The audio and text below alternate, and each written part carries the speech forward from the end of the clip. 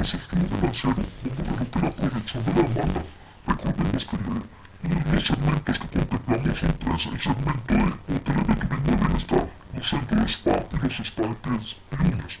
Hemos proyectado esta demanda en cantidades y por unidades monetarias. Observamos que en el primer año esperamos tener una demanda de 8.762 unidades y creciendo gradualmente. Hasta el año quinto, obtener una demanda de 25.025 unidades. ¿Cómo vamos a realizar eso?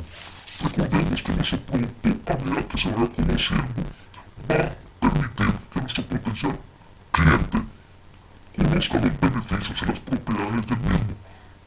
Asimismo, nuestra estructura funcional tiene un esfuerzo principal, que es el esfuerzo principal en ventas.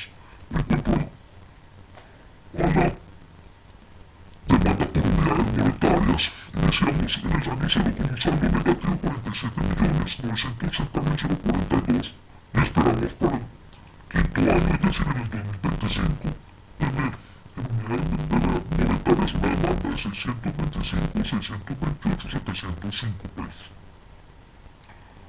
Esperamos que vaya creciendo gradualmente, como lo he reiterado, por los beneficios, las bondades, la economía del producto, la calidad del producto que se han explicado con anterioridad. En cuanto a un flujo de caja, la proyección iniciando en el año 0 con un saldo negativo, vemos que el flujo de caja aumenta gradualmente hasta llegar al quinto año a 404.599.841 unidades monetarias. Vemos que las ventas se incrementan cada año.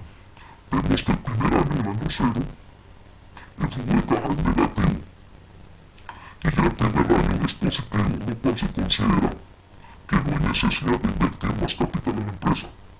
En el flujo acumulado va a dar la plata para funcionar, creciendo y tomando forma, para que en el quinto año observamos un saldo positivo que se viene desarrollando desde el primer año.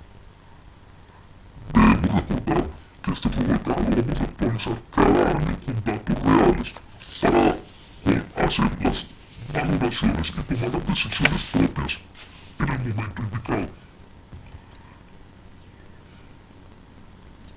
Y en cuanto a la BAN y la TIR, observamos que las cifras arrojan que es un proyecto factible de desarrollar. En cuanto a la BAN es de 382.676, 373 unidades monetarias y presentamos una TIR superior a la tasa de descuento.